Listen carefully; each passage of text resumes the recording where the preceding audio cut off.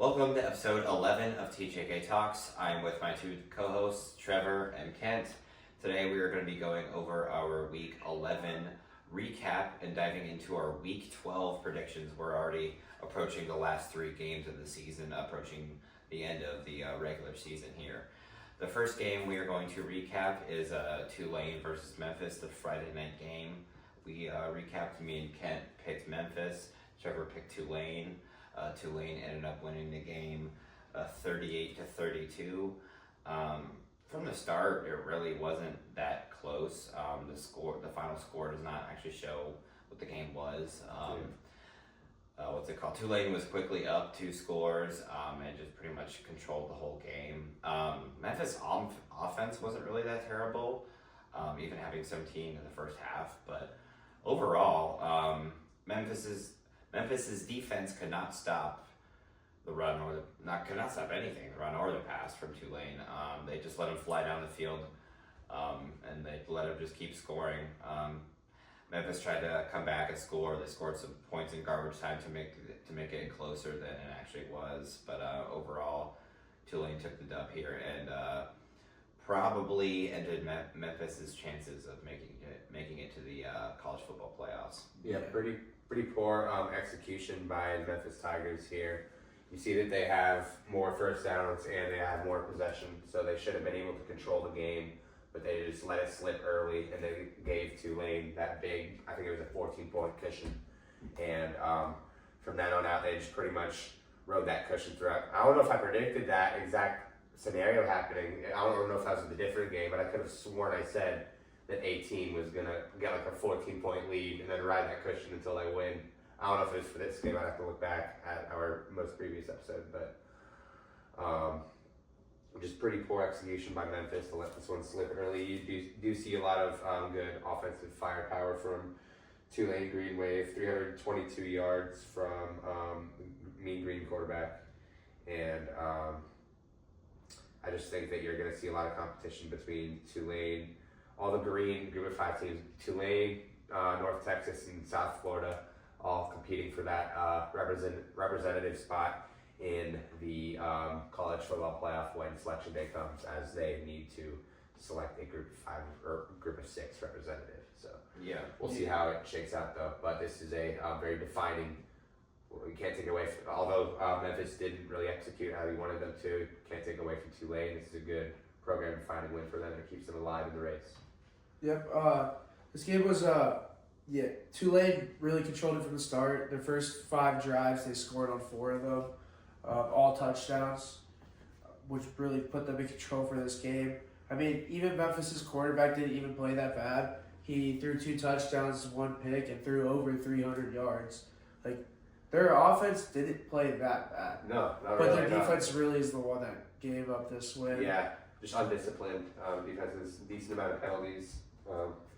Just unfortunate to see. Yeah, I mean, Memphis had a chance to win at the end. They went for a 4th and 8 on Tulane's 30-yard line, I believe. Yeah. They didn't get it. But I mean, like, they wouldn't have to be in that scenario if their defense didn't let up that amount of points. No, yeah, for sure. So I don't blame it on the offense at all. Also, seeing the stats, Memphis's quarterback got sacked 6 times, so you can't get the ball out anywhere if you're constantly facing pressure. I mean, they still managed to score the points they did, but if you look at how many times he was sacked and the turnover, of course, I mean, and it's still being a 6-point game, Memphis could have easily had this one. What's crazy about him getting sacked 6 times is those were 6 different players getting sacked. So Was it actually? Yeah, the person that finished with the most sacks on Tulane was 1 sack, but it was 6 different people. Okay, yeah. So Tulane's defense really popped out. So the as defensive well. line really, they brought the blitz on this one. And Yeah. that's one of the main reasons of how they got that early cushion. Okay, that's interesting to know. I didn't know it was 6 different players, but overall, yeah, Tulane showed up and smacked them in the mouth early, and that's what you need to do when you're facing an opponent or a hard team at their place. And a conference opponent. Yeah, exactly. That's what OSU needs to do against Michigan come rivalry week. Yeah. At least, I was going to say, I was going to say something else. At least a New Orleans football team is doing good. Yeah, that's true. Tulane's New Orleans? Yeah, they're in New Oh, Orleans. I didn't know that. The next game we're talking about is Texas Tech versus BYU. This game was really good. Me and Jake predicted Texas Tech to win. Trevor took BYU. Texas Tech's defense played really well. They held BYU to only 7 points, and they caused 3 turnovers. Yeah. Which led to them having them only scored 7 points. I mean, BYU was ranked. And those 7 points were in garbage time. So really, they Yeah. really scored like kind of zero. I mean, but they scored 7. You can give them credit for a touchdown, but still, Yeah. it was Yeah. garbage time. Yeah, it was But, a shutout for most of the game. But yeah, Texas Tech's running back, Dickey, he had 121 rushing yards and a touchdown, which was really good. Also, Texas Tech's quarterback threw 200 some yards. Not the best, but not terrible either.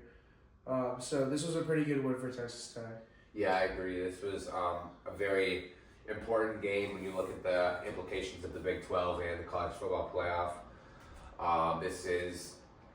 I predicted this to be a first showing of the Big 12 championship. I think that it's going to be BYU and Texas Tech rematching, but I do think that Texas Tech, even though they do have that one loss to Arizona State earlier this year, they're showing that they are true contenders within other teams in the country, not just in the Big 12. So the next best team that was in the Big 12 just put belt to their ass. Yeah. So the committee recognizes that. Committee respects that. So they actually had Texas Tech jumping Ole Miss, as you can see. Yeah, they are 6. Yeah, Ole Miss was 7. Yeah, I knew you were going to do that. Yeah. But yeah, very nice to see Texas Tech getting the recognition that they deserve. Some people, late reaction time, but yeah, some people would think that the CFP committee would just glaze SEC and have Ole Miss ranked ahead either way, but they do value the win over BYU. Well, they have tough matchups like the Citadel. Yeah, yeah, true. Yeah. And I'm glad to actually see that when they play a team like the Citadel in November versus BYU, number 7 versus number 8. The Citadel just sounds like some dictatorship. Rick and Morty. I think the Citadel of Ricks. I'm like, why are these SEC teams always playing these random garbage opponents in November? I'll never understand. But that actually ends next year. oh, Starting next year, they play 9 conference games, which Oh. eliminates that November. that's good then. So But still, yeah. The CFP poll is seeing that, it's the Citadel versus, we just beat a very good, undefeated, by the way, BYU team, 29-7. And yeah, my takes on this game, it was just all Texas Tech all from the start. And actually, BYU had a good chance. I mean, it was 13-0 going into halftime, so if BYU scores 2 touchdowns going into the second half, I mean, that's very doable. I mean, 2 touchdowns, you're up by 1. I mean, you have a full second half to do that. However, BYU's offense just couldn't get anything going, and BYU, they just stalled on drives. Bear Bachmeier didn't really have an amazing game. He faced pressure all day. Overall, very impressive win for Texas Tech. And BYU is another undefeated team who dropped, so now there's only 3 leaving: Ohio State, Indiana, and Texas Tech. Ironically, 1, 2, and 3 in the CFP poll, all undefeated. So looking forward to see who will remain the last undefeated team, if any, because I mean last year's champion was Ohio State with 2 losses. So it's very curious to see now with these 12-team playoffs too. yeah. Will there ever be another undefeated? 16-0 was the new undefeated instead of 15-0, given the bye week if you're in the 1 seed. So very hard to do, and I think anyone who does do that deserves a very respectable team if that were to happen. Third game that we're going to be going over is the number 1 ranked Ohio State Buckeyes traveling to West Lafayette, Indiana to take on the Purdue Boilermakers. And this was a game that I didn't really see as like a trap game or anything, but I didn't really necessarily think they were going to air it all out a whole too lot this game. And I feel like that's kind of some of what we saw. They played a very slow pace throughout the game, Ohio State did. And although they did play a very slow pace, they also played a very sloppy game compared to their normal standard for sure. They had, I think it was like 63 yards in penalties, if I'm not mistaken. Yeah, 6 for 63. Very bad for Ohio State standard. They're supposed to be a lot more disciplined than that. But of course, you can't be perfect. So you let games slide when you're the undefeated reigning national champions. But yeah, I do, although think that they had a sloppy game, I still think that they learned a lot from today and can easily use this as fuel to do better in the future. And I do realize now that I saw something earlier today where it said Ryan Day is purposefully making the drives shorter for Ohio State. OSU averages 62.4 plays on average. Indiana is around 72, Texas A&M around 86. Basically, we average one or so less game per other team, per any other national title team, because of how many less plays we run. So basically, we are preserving our players and not wearing them out too fast and playing them as little as possible while controlling the game and keeping the ball as much as possible. But they're doing that, and they're trying to give their players more rest. I like what I see a lot from Ryan Day's coaching, especially this year. Last year, I liked a lot what I saw from the coaching, but I just felt like there were holes, and there were holes last year. But I just really, this is the most I've ever been with a coaching job at Ohio State, for a season. At least, leading into, week 11, I've never been this confident.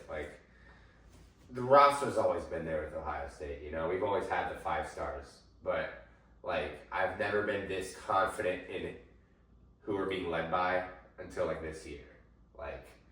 Well, to see against the Michigan. I really do. Ever since that Michigan game last year, I feel like Ryan Day just turned everything upside down, and he just said, "I'm going to do it this way because it works, and this is the identity of Ohio State football, and I'm not going to try and match it with another team." 2 new coordinators, so. Huh? We have 2 new coordinators. Two new coordinators. So that you also have to give Ryan Day credit on that for making banger hire after banger hire. He knows exactly what he's doing, and I have faith. I keep saying it every week. I have faith that we are going to get past Michigan in Ann Arbor this year. I really do. And then also, I'm not gonna lie. I have faith. I have more faith every week, but at the same time, I get more nervous every week just because it's getting closer. Also, with just the past 2 years of recruiting, also. It's not even that because I've been really impressed. We would out-recruit Michigan from 2021 to 2024. They'd still beat us. I'm not really worried about our recruiting. Our recruiting is going to be better than Michigan's, but we're just a bigger brand and all that, and we have more NIL money. But I just think that our coaching, there's no.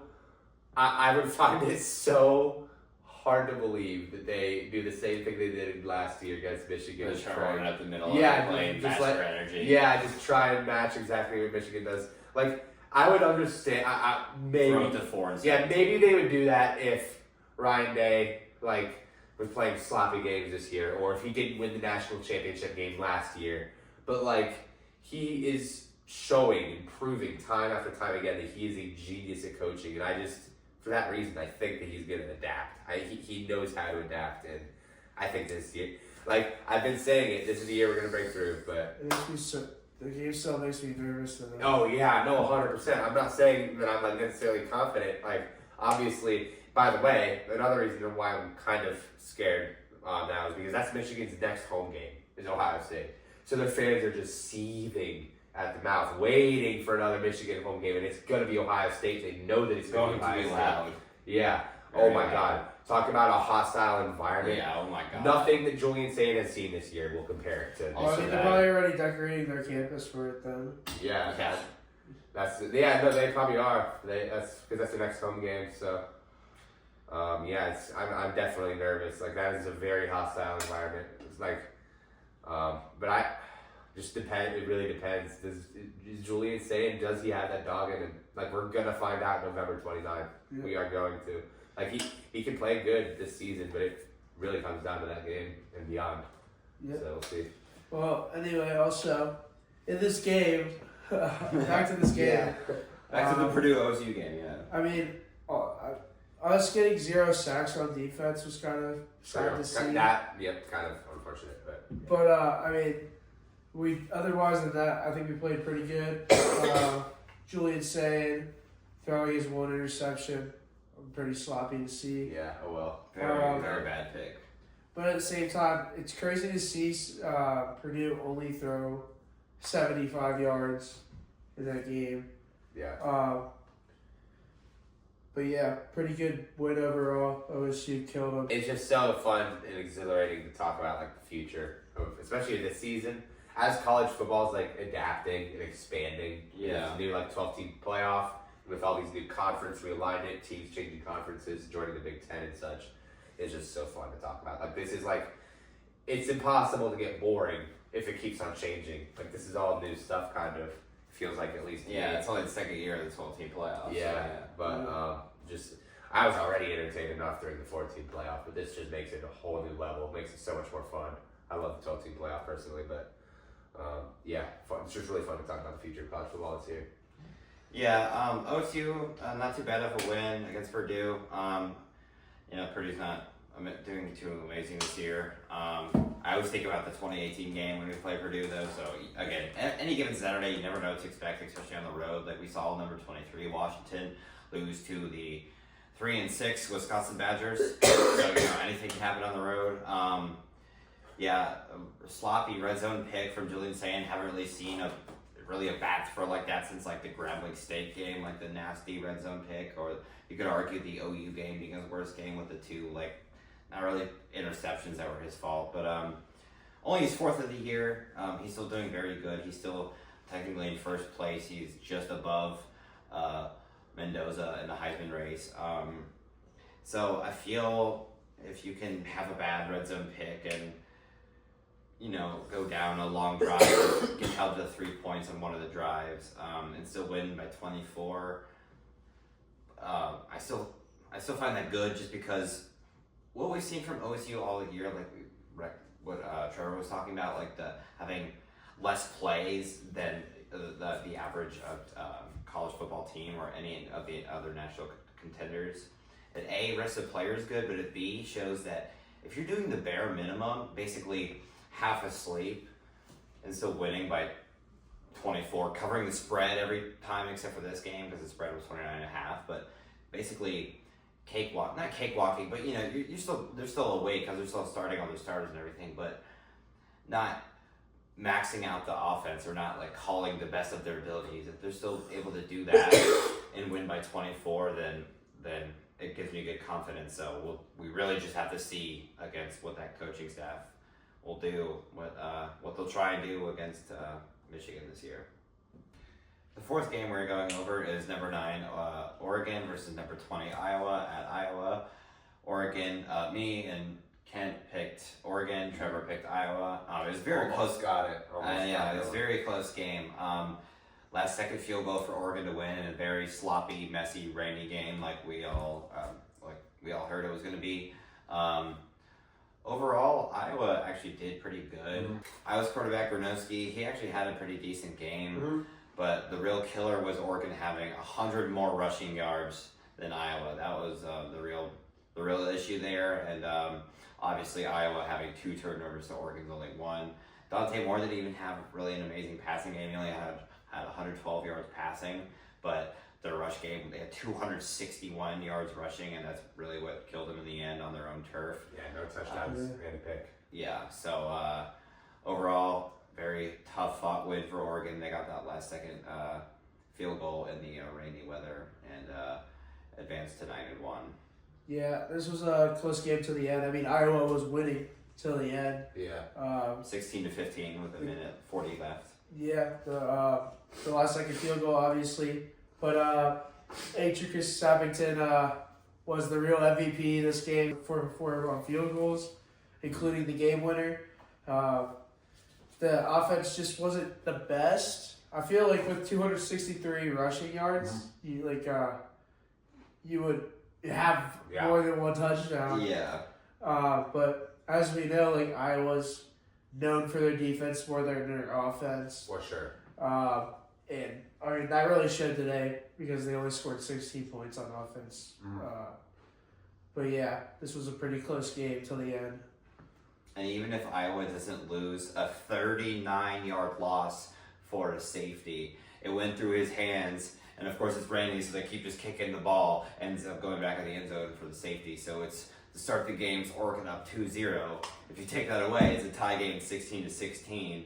So even with that and the two turnovers, Iowa still kept it within 2. So it was a very tough fought game for Iowa. And I see why the CFP poll kept them at 21 at the 6-3 team.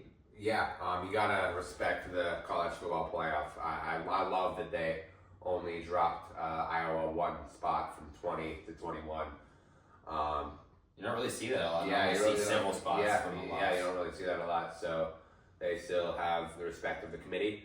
And if they went out from here, then I doubt they're not going to make the playoffs. But I mean, they could definitely make finish 9-3. Very solid bowl game. And fun to see them hopefully play against an SEC team and win. I'd be definitely rooting for Iowa in that game. Mm-hmm. But very interesting game from Iowa's defense. They definitely came up to play. And even on that last drive by Iowa, their quarterback drove them pretty much right down the field and scored that touchdown. So, I mean, Iowa's offense, they came to the occasion. They didn't necessarily show out, but they came to the occasion for sure. And since this game started, I predicted Iowa to win, but this game just spelled trap game to me, like from the very beginning. It was especially after Iowa became ranked because the committee ranked them. And I was like, oh shit, like Iowa might actually win this game. Yeah, no. I mean, they only dropped 1 spot, by the way. Yeah, only dropped 1 spot. So, I mean, they still have the respect of the committee. And I also don't, I get that they're ranked, but I really don't understand why Tennessee's ranked still and why they actually moved up instead of. They did move up 2 spots. Yeah, that was interesting. On their bye week. So, at bottom 20, 18 through 25, I'd say looks a little interesting this week, but overall still top 12, mostly the same besides the 12s changing from, it was Memphis because they lost and now South Florida. But and now BYU's out of the picture. Yeah, because they lost, but overall still the same and overall very good win for Oregon. The next game we're going over is Texas A&M versus Missouri.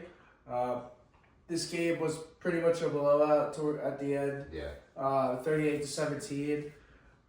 Marcel Reed had 2 touchdowns passing and over 200 yards. He played great. The running back had 102 yards on 13 rushes, but at the end of the game, he had a 57-yard rush for a touchdown. So that's where most of his yards came from, so not as impressive. But yeah, a pretty good game for Texas A&M. Keep in mind, Missouri's starting quarterback was out for this game. So yeah, Pribula went out with a leg injury last week in the 3rd quarter against Vanderbilt. Honestly, if he was in, they probably would have beaten Vanderbilt, actually, which we said not last podcast, but the podcast before that, we covered that game and said that. So unfortunate leg injury from Pribula there. So yeah, unfortunate injury from Pribula. Overall, if he played this game, I still think it would have been a little bit closer, but I still think Texas A&M would have won. They still scored 17 with Missouri's backup quarterback only throwing for 77 passing yards. So overall, not amazing, but they still managed to score 17. So Texas A&M's defense still looks a little bit questionable because, going into this game, Pribula with pretty much only having the run game of Ahmad Hardy, if that. But he, declined the last couple weeks as far as productivity went. So I don't want to say I thought they were going to blow them out more, but I thought their defense was their time to step it up against the backup QB, and they still let up some points. The biggest question Texas A&M have really is their defense. Again, earlier in the season with a 42 to Arkansas. If they were to lose in the playoffs, it would be because of their defense. Like I said, I believe last week, if they were to lose in the playoffs, it'd be an offensive shootout type of way. Yeah. But Texas A&M looked really good. We all picked them to win this game. Missouri, 3 losses. They are no longer ranked, and they no longer have a shot at the playoffs after handing for being handed their third loss of the season. Marcus Reed still performed pretty well today. I believe he's still top 6 in Heisman voting, so he could still possibly make a push to at least be in New York as a finalist. But overall, very impressive win for Texas A&M, and I could easily see them being 12-0 to finish the season. Impressive win by the Aggies. I do think that Marcel Reed is definitely trying to solidify his name as a potential Heisman candidate / winner. I don't think that he's necessarily concerned about that, but he's definitely playing at an elite level right now. And I do think that him and Mario Craver are among the nation's most lethal quarterback wide receiver duos in the country. And it's definitely going to be interesting to see where they go out. But I do think that going back to this game, you have 464 yards total from Texas A&M, so they weren't holding back. They let it all rip. You had 2 costly turnovers from Missouri, so I do think that was part of their. I think they have 1 interception. Their quarterback. Yeah, they had 1 interception, so that was one of them. And they had a fumble. But not much to hope for. Missouri with this, they are definitely out of the playoffs, and at this point, they can probably just hope for another good bowl game. So, it's very interesting to see where Texas A&M ends up, though. Probably in the SEC championship against Alabama, but that'd be a great game. The last game that we're going to go over is the Alabama Crimson Tide hosting the LSU Tigers in what is a traditional rivalry game between the two schools, but this game lost a little bit of hype compared to the preseason because of Brian Kelly's firing and the team kind of just going downhill. Yeah, they reek. They do reek. They reek dick. And I think their offense just really hasn't been able to produce besides one game. In that one game that it did produce, they got bent over on defense. Their defense and offense can never be on the same page, and they're just a very uncoordinated, undisciplined team. But I will give them credit for getting 3 field goals in Alabama in their stadium. So I guess that's a good win for LSU. Hang the flag. We got 3 field goals. They didn't score a single touchdown, but they got 3 field goals. But Ty Simpson, another Heisman-like performance, 277 yards with 1 passing touchdown. But nothing much to go over here. Alabama dominates again. They have been different teams since that Florida State game earlier this year in week 1. But Alabama destroys LSU. Yeah, this game was pretty bad for LSU. Only 3 field goals. Mm-hmm. But I mean, Alabama played pretty shitty in the second half. I won't lie. Yeah, Alabama's vulnerable. They're not unstoppable. They're vulnerable. Yeah, they scored their first 17 points in the first half and only scored a field goal in the second. Actually, both teams only scored a field goal this. Wait, no. It was 17. What? 17-6. Yeah, 17-6 in the first half. Yeah. Mm-hmm. And then both of them went 3 and 3. Both of them had a field goal each in the second half entirely. Yeah. So they tied in the second half. So that game was decided in the first half technically. But I mean, other than that, Ty Simpson played pretty well. Very much so. Over 200 passing yards, 0 interceptions. But their rushing game was terrible. Yeah. Only 75 yards rushing, right? Yeah, and their leading rusher had 21 yards on 7 attempts. Yeah, they don't have a good running game. The run game is still definitely their weakest link. You'd think they would be good with Jan Miller, but... Yeah. They also have a questionable run defense. So anything that involves a player running, Alabama was vulnerable in. So. Yeah.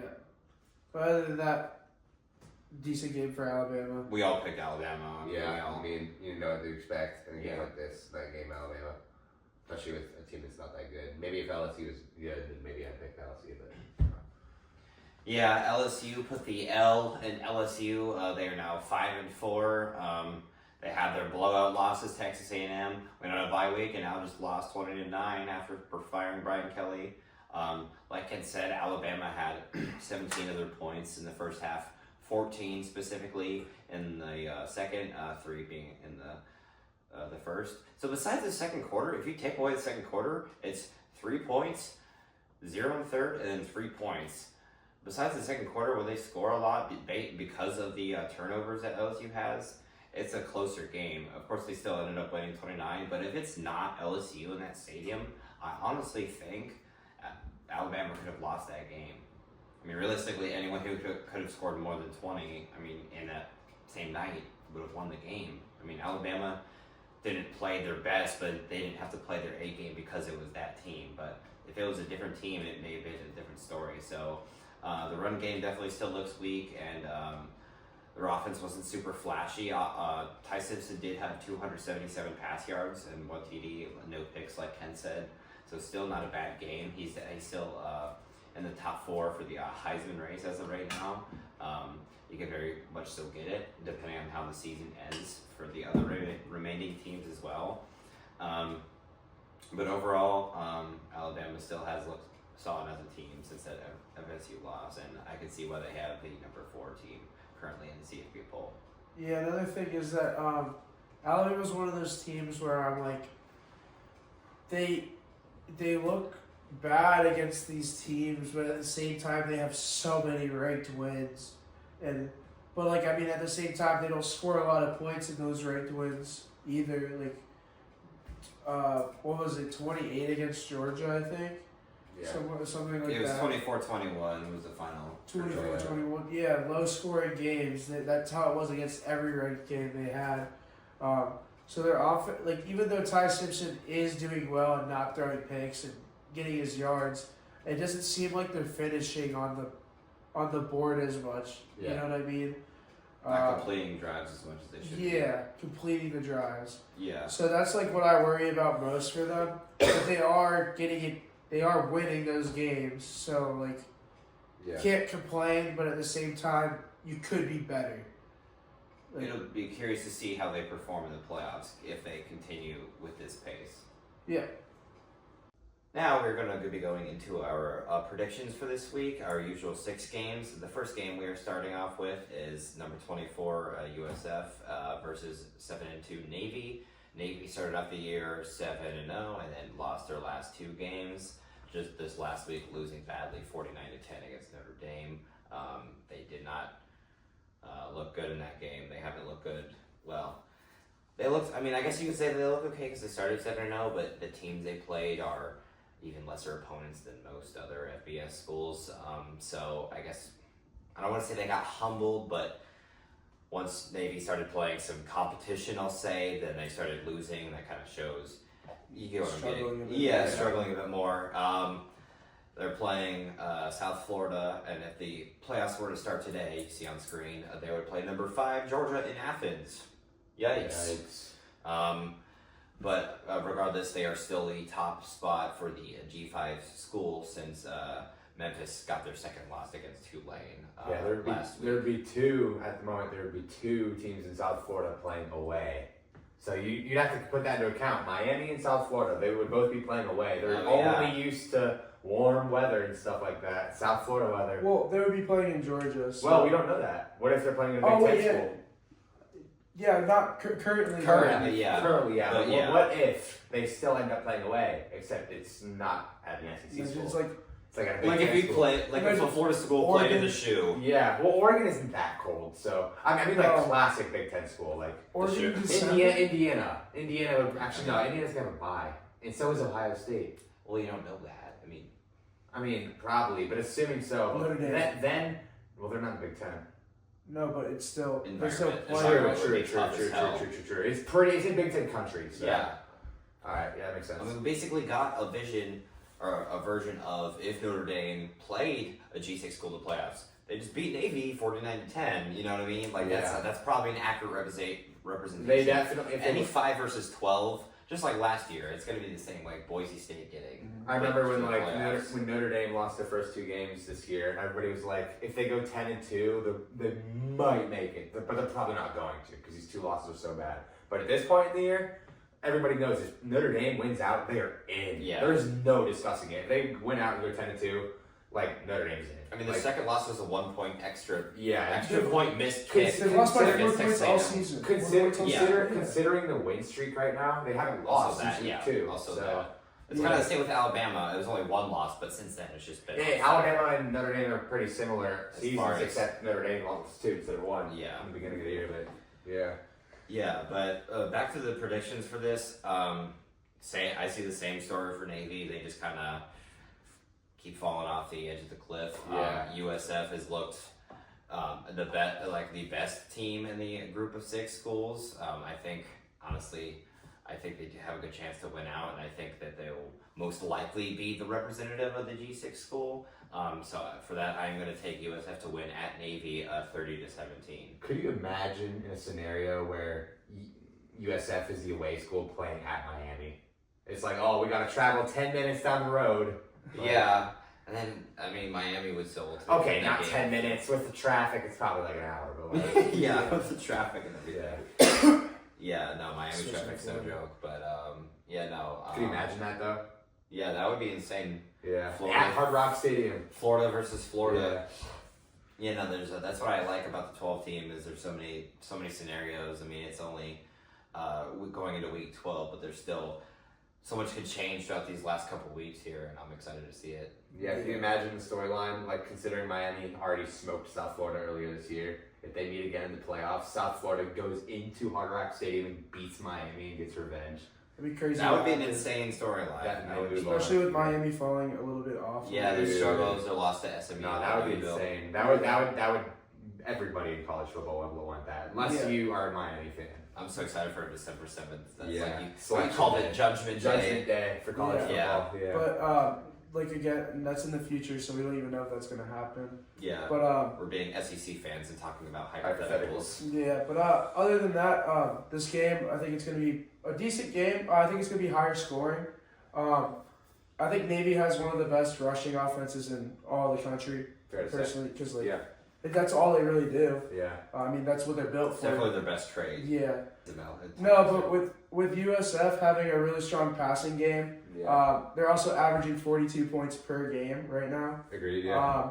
I think that passing the ball is just going to get it down the field faster instead of just running it every single time. Yeah. So I feel like USF is just going to score hella points. 100%. No, it's definitely a possibility. I mean, we've been talking about Byron Brown ever since the season started. It all started in week 1 when South Florida beat the reigning Mountain West champion in playoff Boise State. Yeah, I remember that. When they were ranked. And they got ranked. And then Byron Brown, he already has 2,200 passing yards in the year. Crazy. And then they beat the He's Gators in smoking their rank at teams. the time. They have 2 losses. Byron Brown, like I just said, he's been playing well, and I do think that Byron Brown and the South Florida Bulls offense are going to keep this momentum going against Navy. I do think the Navy's going to give them a fight. Military Academy, they're obviously more disciplined than most teams out there, but I do think that South Florida, even though they're a group of 6 school just like Navy, they do have more talent because they are given more resources to recruit than a military academy, of course. I also do think that Navy has kind of a weak secondary, and with their passing game, It's so hard to judge these military schools because they don't recruit good players. they do let up a lot of points. That's Yeah. I just think they have a weak Like secondary. anybody that goes there also has to commit to the military. Like it's That's different. insane. Yeah. Yeah, like anyone who wants to play football So, should I mean- play football. Yeah. To be honest, those players on Navy are probably more athletic than most players in college football. It's just that they aren't Athletic? college football players. I don't know Does about that make athletic, but strong maybe. I mean, athletic. That's like a natural born gift. I feel like, but like if you're in the military academy, a lot of that is natural born talent. A lot of that is work ethic that they establish on you and stuff like that. I mean, I guess it could be more athletic, but they just don't Navy really. SEALs, As far as man. like endurance. Oh and yeah, everything, Navy though, SEALs yeah. and shit like that. But yeah. Yeah. I think South Florida's going to win this game. I think they're going to put up a decent amount of points and also let up a decent amount of points. I think that taking the over on this game is pretty safe. But yeah, I have South Florida winning 38-28, and I have Byron Brown throwing for 3 touchdowns and rushing for a touchdown as well. Yeah, I also have USF winning. I have them winning 38-24 against Navy. I think this is going to be a pretty high scoring game, but USF gets it in the end. and gives Navy their third straight loss of the season, dropping them to 7-3 and just out of the. I mean, they're already pretty much out of the playoff picture anyway, but just This is the fully drop out. of the roller coaster. Yeah, this is the dip in the roller coaster for Navy season. The next game we're covering is Notre Dame versus Pitt. This will be played in Pittsburgh. This game is, I think it's going to be a lot more interesting than people are going to make it out to be. I just think that because Pitt obviously has the home field advantage. That's the first thing. Mm-hmm. And then after that, I think Pitt's front seven's really good. I wouldn't say their entire defense, but I think their front seven's pretty good. They cause a lot of turnovers. And I mean, if they're able to stop Jeremiah Love's the best player on Notre Dame, hands down. Easily. If they're able to slow him down or stop him completely, it's going to force Carr to throw the ball a lot more. Yeah. And he's pretty mediocre, He hasn't been doing. mid. Yeah. You know? He's been Carr's been pretty efficient. last couple. I mean, as far as the last couple weeks in productivity, it's been a little Shaky. bit iffy. I think, Against yeah, Navy was bad. Wasn't bad. But For a freshman quarterback, he's definitely. Yeah, I wouldn't say top tier though. You know. Yeah. What I mean? Yeah, no, not he's horrible, doing good, but though. not. He is putting up some efficiency numbers though. Yeah, I'm not saying horrible. Yeah, I'm yeah, just no, he's saying. not bad, but he's all right. Yeah. But like they do rely on Jeremiah Love a lot, and if 100%. you're trying to put the game into Carr's hands, it's going to be On the road. a lot especially. harder, especially on the road against a ranked team. Right. So I think this game's going to be a lot closer than it's made out to be. Yeah. I do still think Notre Dame's going to win though. I'm taking them winning 31-24, a one-score game. I do think it's going to be pretty close. Yeah. Oh, were you No, gonna? no, Okay. good. Yeah, it's good that Pittsburgh is ranked for Notre Dame's sake because this is a ranked win for them, hypothetically, if they were to win, to add on to the resume to pretty much get them the kickstart that they need to for sure guarantee their spot in the playoffs, assuming they win out. But yeah, it's good for them. Pittsburgh is having a great season, but they're both 7-2 teams, and they play a lot of the same competition because Notre Dame has a deal with the ACC that they get to play a certain amount of ACC teams per year. It doesn't really make a lot of sense. I don't know why you don't just join a conference. Just at that join a point. conference, Notre Dame. But I mean, it does make sense in the fact that they get more money in revenue than pretty much anybody because of the fact that they're not in a conference. I mean, yeah. Because they don't have to split it with the conference. Yeah. They just get to keep all of it. That's so. a good business move for them. Yeah, but I just think that against some common opponents, I think that Notre Dame has definitely looked a lot more dominant. I mean, that's pretty clear at this point. Notre Dame has kind of stamped themselves as a playoff team ever since that 0-2 skid. But I think that Jeremiah Love, CJ Carr, they've been very efficient in their win streak so far. And CJ Carr has been producing as a freshman, and he has a very promising future at Notre Dame in the upcoming years. But he's obviously had his freshman moments, but I do think that him having the best running back in the country to kind of take the anchor off of his shoulders does help. And I think that this is going to be another great game for Jeremiah Love. And I have Jeremiah Love rushing for over 150 yards in this one. Dang, against Pitt's good D-line. Yeah, I do have him kind of having like a Heisman game. I don't think he's going to win the Heisman, but I think that he's going to have a Heisman game against Pittsburgh. And I do think that. I mean, you also put into account that it's a must-win game for them. You know? Yeah, it is a must-win game for both teams, actually.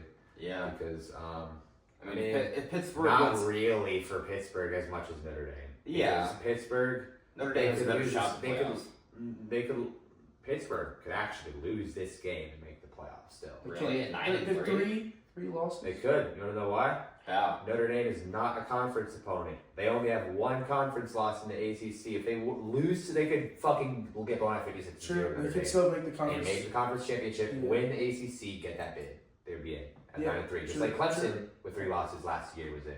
I didn't even think about the conference games. But, Notre Dame. Yeah, so it's kind of, sometimes you have to remind yourself that 3 losses doesn't automatically eliminate you. You kind of have to sometimes look at the conference record to see where they stand in the standings, if they still have a shot to make the conference championship. Obviously, if you win said conference championship in the Power 4, you're in. no matter what. But I do think that that scenario is going to play out. I think that Notre Dame is going to win this game on the back of Jeremiah Love and Notre Dame's defense and secondary, which has looked phenomenal this year. So, especially the secondary. The defensive line has been all right, but the secondary has been very well coached under Marcus Freeman. And I have Notre Dame winning 27-20. Pretty classic NFL score. Nice touchdown. Yeah. Yeah, good matchup here. Good noon game to watch. I'm excited to watch this one on Saturday. Number 9 Notre Dame going into number 22 Pittsburgh. Notre Dame has looked very good since their 0-2 start. Again, very close losses, a total of 4 points, and one of them being to the current number 3 team, still undefeated Texas A&M. So, I mean, you can't really. And it was a missed extra point after a touchdown. I mean, it was really that close, just sending it to overtime, and just having just one loss. But anyway, yeah, I think Notre Dame will win this game. Just something about Pitt. I don't know if you guys saw the interview with the Pitt head coach, but he said, quote, "I don't care if they drop 100 on us and lose the game. It doesn't matter since it's not an ACC game." Kind of like what you're saying. The coach is basically admitting if we lose whatever, we can still try and get into the playoffs because of it being a non-conference loss. That's kind of a losing attitude. I don't. Yeah, it is. Not good for a head coach to say. What I was just gonna say that if you're a player and your own head coach says, "Yeah, guys, I don't give a shit if we lose by 100." I mean, he didn't say like that. He said, "I don't care if we lose by 100" in an interview. I'm like, your players hear that. I'm like, how does that give them motivation at all? Like, a win is still a win. Notre Dame is in the top 10 right now. If you're number 22 and you beat the top 10, that obviously helps build your resume. Why would you a loss is a loss. It's college football. Do you know how many 10-2 teams are going to be fighting for a spot at the end of the year? Yeah, and even if they lose, even if they lose and win out, that doesn't guarantee that they win it because there's other one-loss teams that could win out. Yeah, and then they go to overall record. I mean, yeah, I'm like, so when it comes down to the season and they say, oh, well, and what if they do lose another game? it's really just not. You're basically saying, oh, because if we lose this game, it doesn't matter. We'll still win the rest. I mean, I do get the point in logic. For the reason that I said, they could still make the playoffs and still technically win the national championship. But if you're the head coach, you should not say, I don't care if they drop 100. It makes your players lazy. It's an unwritten rule, you know. It's just one of those things that you, as a football coach, just what would you think if week 1 Ryan Day against Texas said, yeah, they could drop 100 on us? I'd be like, what the fuck? You know what I mean? What do you mean? That's Texas is the blue exactly. What do you mean? It just ruins locker room chemistry when a coach says the that. coach is basically saying, Ryan Day would literally never in his life say that shit though. Could you imagine? Yeah. Ohio State, the news as toxic as Ohio State's fan base is. I'm an Ohio State fan, but they're a top 3 most toxic fan base in the country. We have shitty fans. But can you imagine the hole that they will rip in Ryan Day's ass if he ever said that, especially, that's what I mean. Especially against another Power 4 team. Look, I guess you could say that technically Notre Dame is not a Power 4 team because they are in a Power 4 conference, but everybody knows they're a Power 4 team. They were just natty last year. Yeah, even though they're not in a Power 4 conference, they're classified as a Power 4 team because they're an elite program, right? Even though they're not in a conference, they're still an elite program. But, I just seeing that from the coach. Yeah. So back to my point though, I saw that interview, and I was already leaning towards Notre Dame in my pick just because of I know it's at Pitt, but Notre Dame being the better team. I saw that clip. I'm like, okay, I'm gonna pick Notre Dame 21-14 because yes, Pittsburgh does have a very good D line, but if they're forced to throw it, I think Carr can actually go out there and do it. Their offense passing has been shaky for Notre Dame, but even if they take away Love, Pittsburgh's weak secondary, and I think Notre Dame's mentality is there more. Marcus Freeman didn't say anything about, losing. He's not the type of coach to say something like that, and obviously it matters more for Notre Dame because they have a higher chance to make the playoffs currently right now anyway. I just feel like they're the more hungry team. And again, hearing something like that from the coach, it makes me wonder that if Notre Dame heard that, they're like, Oh, okay. Let's go drop 100 points. Yeah, no, literally. Yeah. Now, that's extra fuel. Marcus Freeman saying that's also disrespectful, or Marcus Freeman would see it as disrespect because they're basically saying you're not a worthy opponent. Like, meh, whatever. So then they're like, okay, bet we will try to drop 100 on you, and then you lose, and you'll see. Actually, we should have won that game. I just don't think the mentality is there for Pittsburgh. Seeing them be 7-2, I'm like, I wonder how they got to this point, because if a coach has a mentality like that for any game, conference or not, you should want to win. Yeah, I mean, for sure.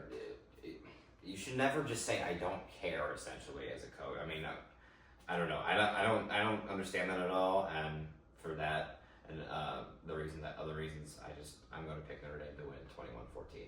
The third game that we're going to be going over is the Oklahoma Sooners and the Alabama Crimson Tide facing off in an SEC heavyweight battle. As we saw last year, Oklahoma took good care of Alabama. I don't know what the exact score was. 24-3. Yeah, they absolutely completely blew them out. Mollywopped them. Yeah, and last year. That was last year though, but this year we get kind of like a new edition of that. This is kind of like I don't know if you want to say a rivalry, but a new competition that we have in the SEC between these two programs. We have two elite quarterbacks here, two very, very talented quarterbacks at the helm of these two programs with Ty Simpson and John Mateer. Two pretty elite defenses as well. Alabama has a better secondary than they do rush defense, and Oklahoma just has a overall around good defense. So this is going to be I'd say a test for Alabama's offense. It might be able to slow them down a little bit. Could expose some vulnerabilities. It would be crazy if Oklahoma beat Alabama 2 years in a row. But I think this is going to be a very low-scoring game. And part of me thinks that Alabama's about due for a loss, like in the SEC, because they've been beating a lot of good teams, and it's only a matter of time. Something's got to give. But I don't know. My brain is just telling me to pick Alabama. Ty Simpson, he's been on a heater since week 1. Their wide receiver core has been on a heater.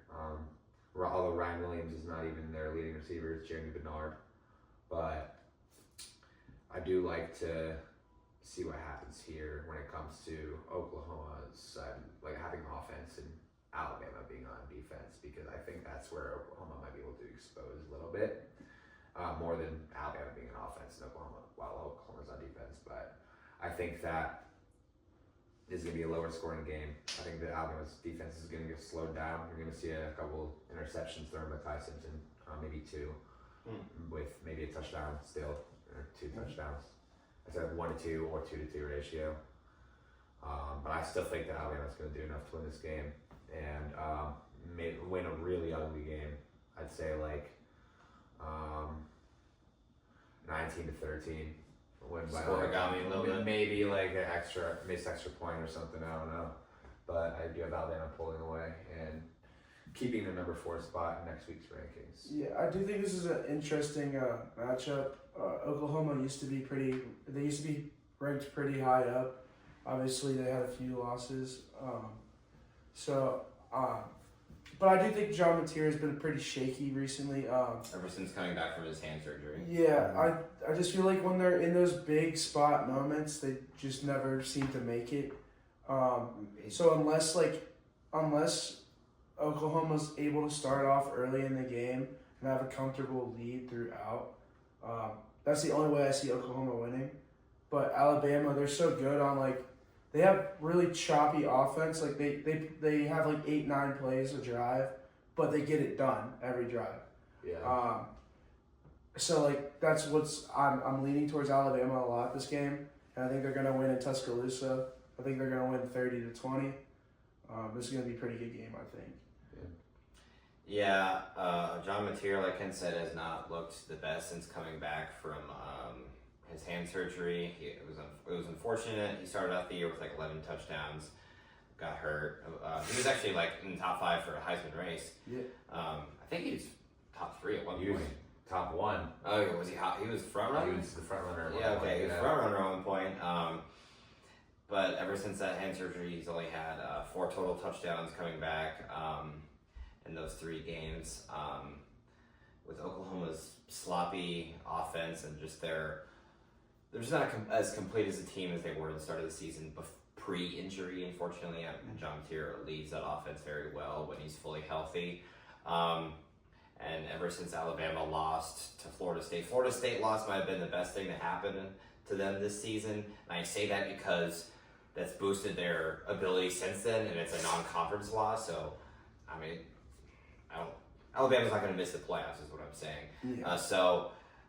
Especially with it being in Tuscaloosa, I'm going to pick Alabama to win this game 24-20 for the reasons I mentioned of just Oklahoma's I don't want to say sloppy offense, but shaky, not able to fully execute like they used to.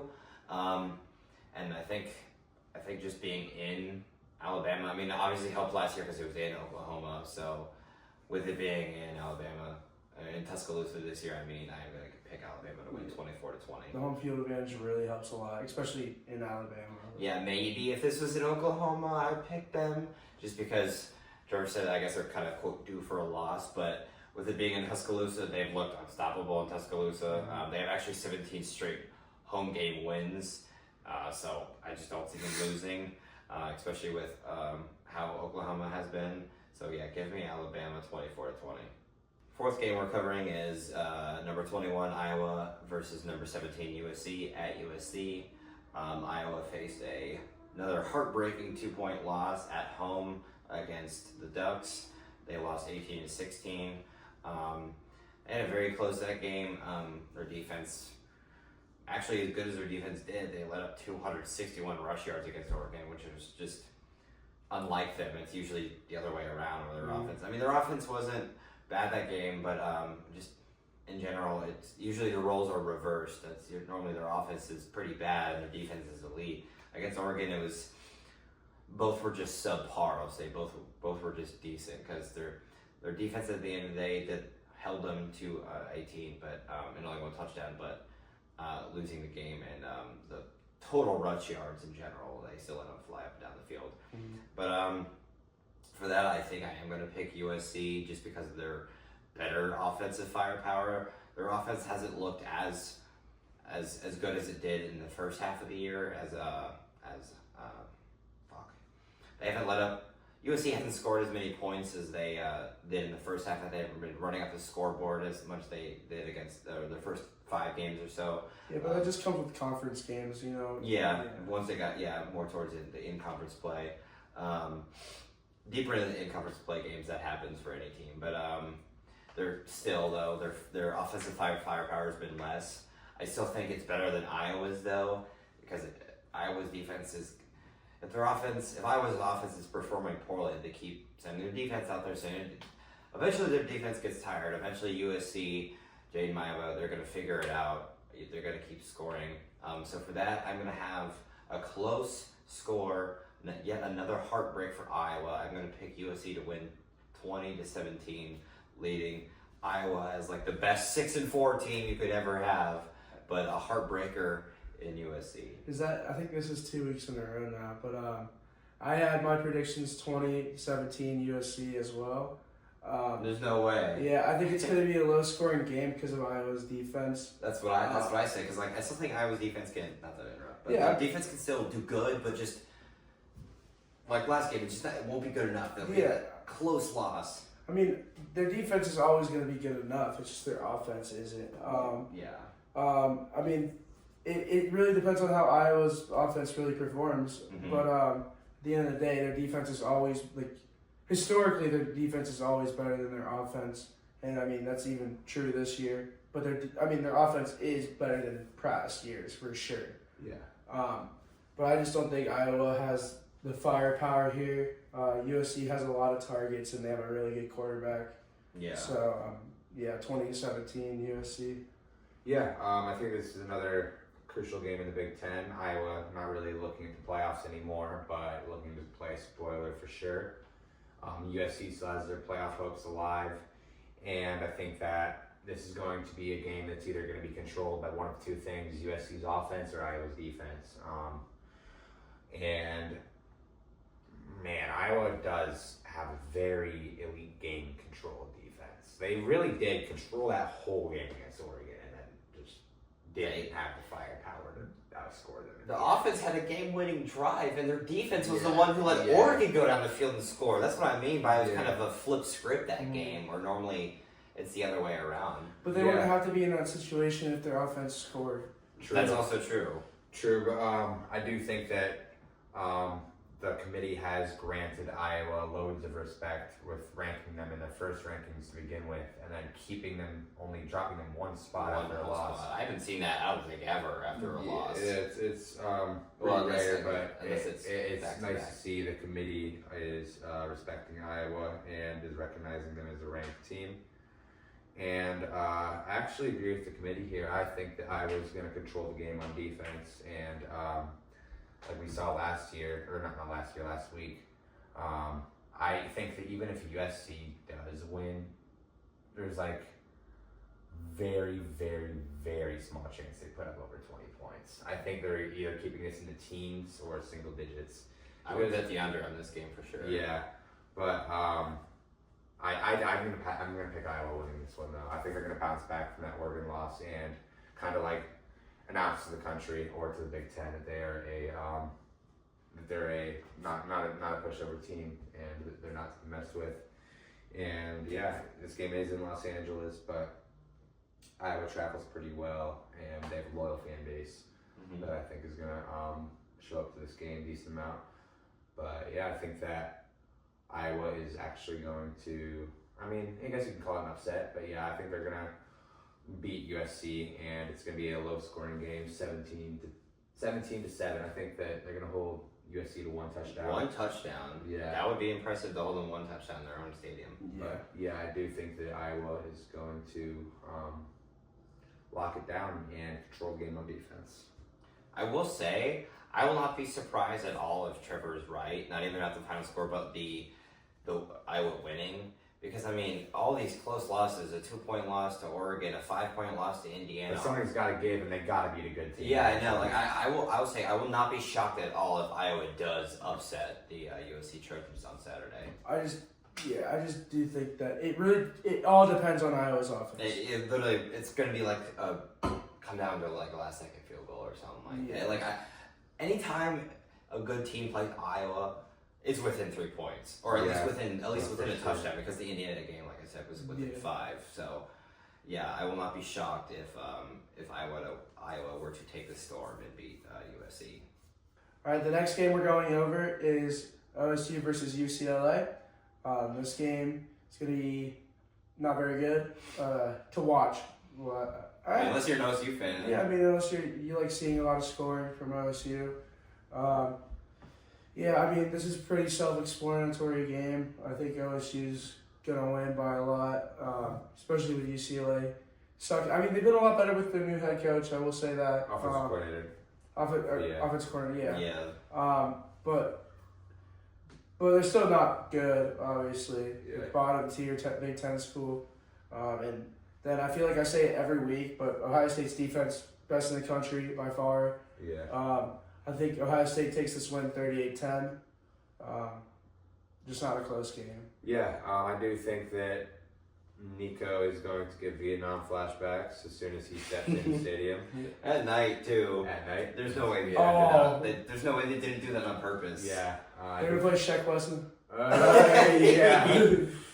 Yeah. I was like, oh, fuck. But, yeah, we'll see if we can crack another one of his helmets, maybe. Yeah.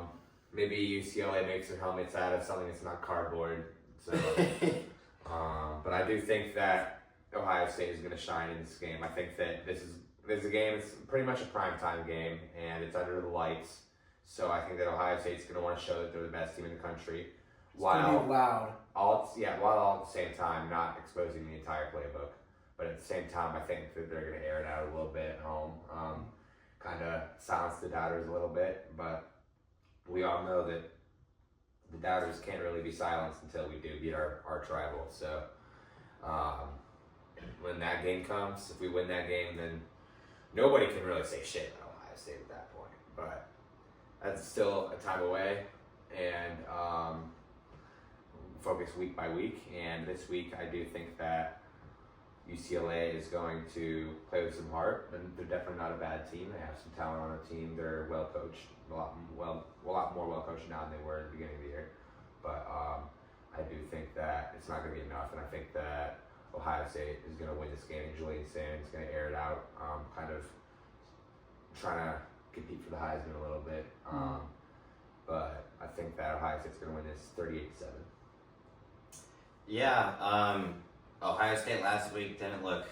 I don't want to say they look bad against Purdue because like they won by 24, but Julian Say did have the horrible red zone pick, and I mean that was really about it. I mean, other than that, it was just kind of sluggish.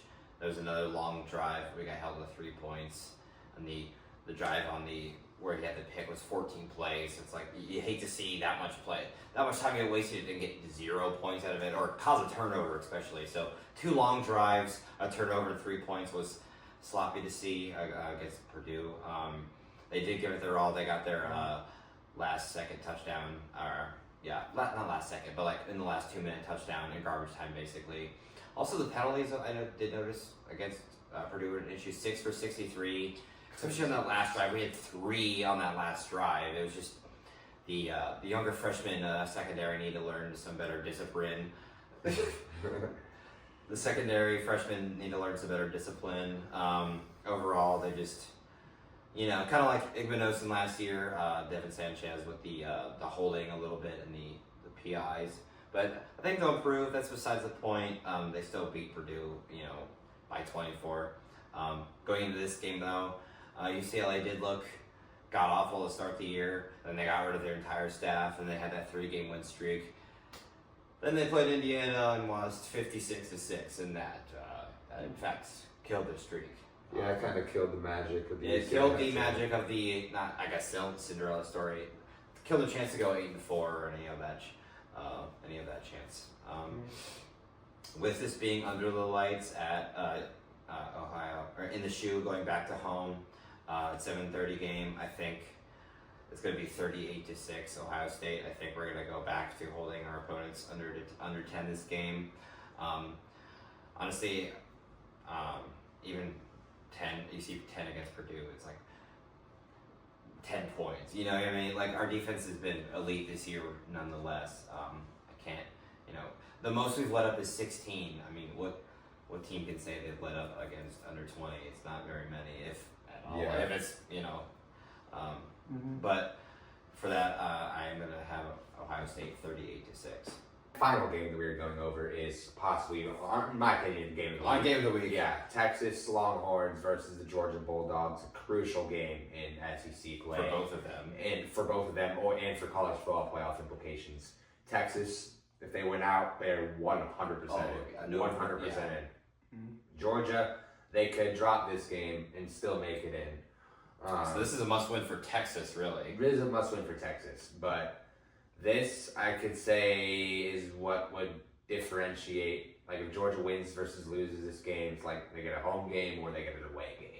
It's better, like Texas is not Texas. You either get like an away game or you're out. Yeah, like I feel like there's no scenario where Texas gets a home game in the playoffs. I feel like if they make it a 10-2, they win out.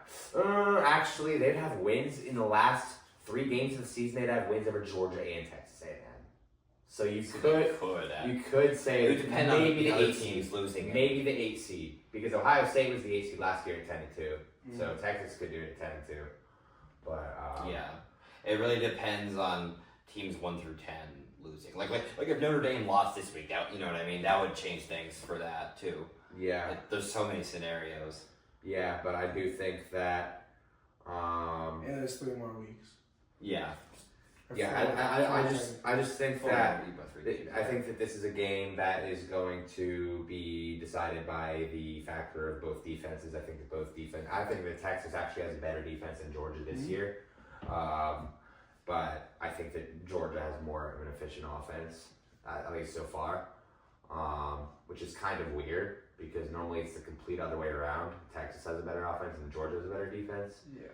But shit happens in college football, and I do think that this is a really hard game to pick. Like, Does Texas have the urgency to keep their season alive, or is Georgia It's in Athens. Kirby Smart Georgia? I was just gonna say, It's in Georgia. you know, it's in Georgia though. It's a 7:30 p.m. game in Sanford, coached by Kirby Smart. Mhm. But Texas, do they have the urgency to keep their season alive? Big question. That is the question. I think Texas has the urgency. I think they win. I think they go into Georgia. Ooh. I think they beat Georgia in Georgia. I think that Sarkisian proves I did himself. not expect that. I think Sarkisian proves himself as a lead coach with this exact win, because up until this point, we really don't have that game where Sark is like, yeah, he has beaten ranked teams in the Big 12 and SEC, but he hasn't really beaten an elite contender, if you know what I mean. Yeah.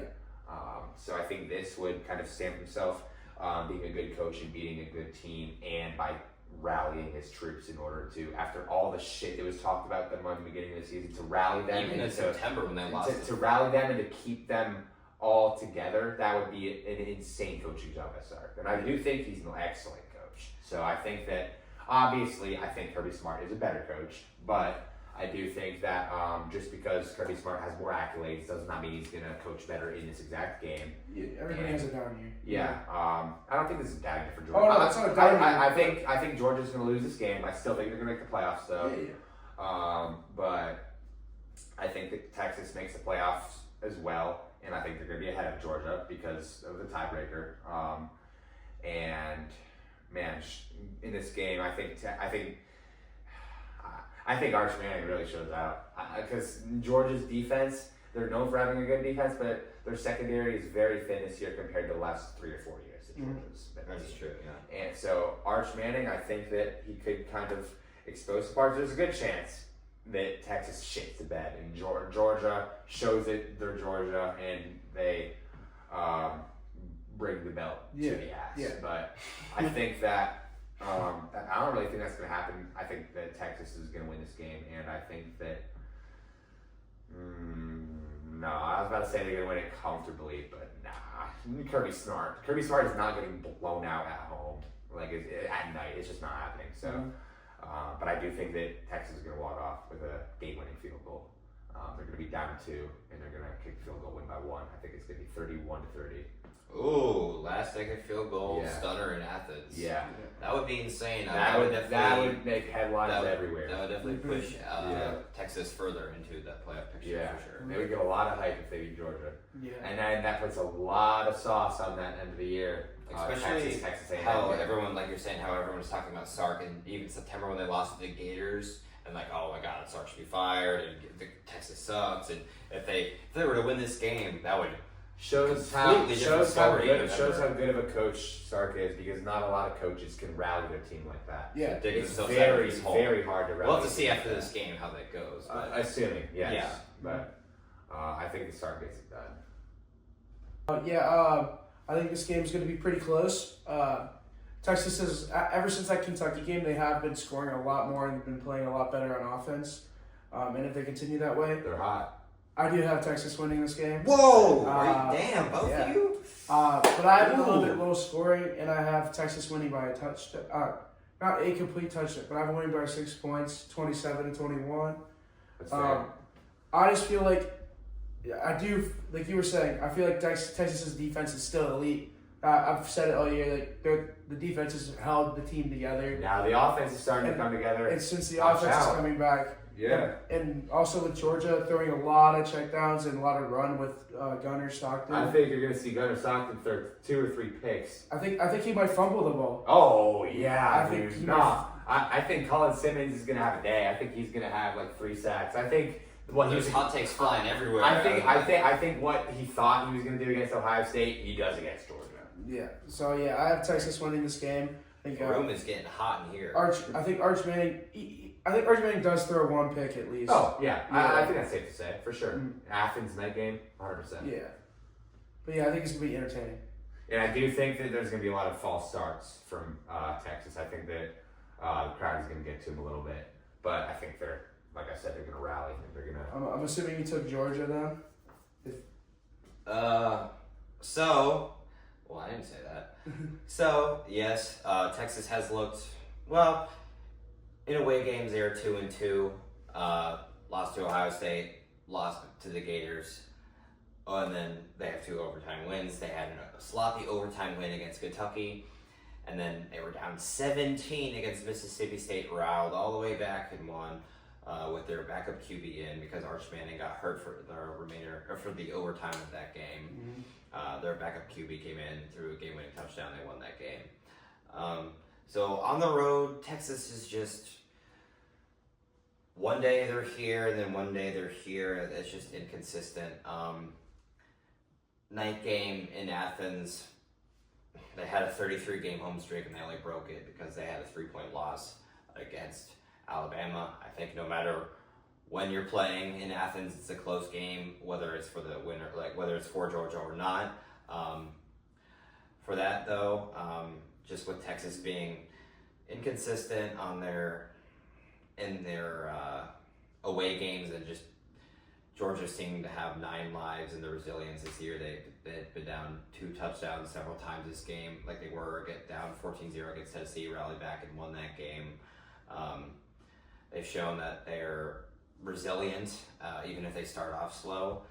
So for being in Athens, and since even last year with Carson Beck, Georgia beat Texas twice last year in the regular season and the SEC championship.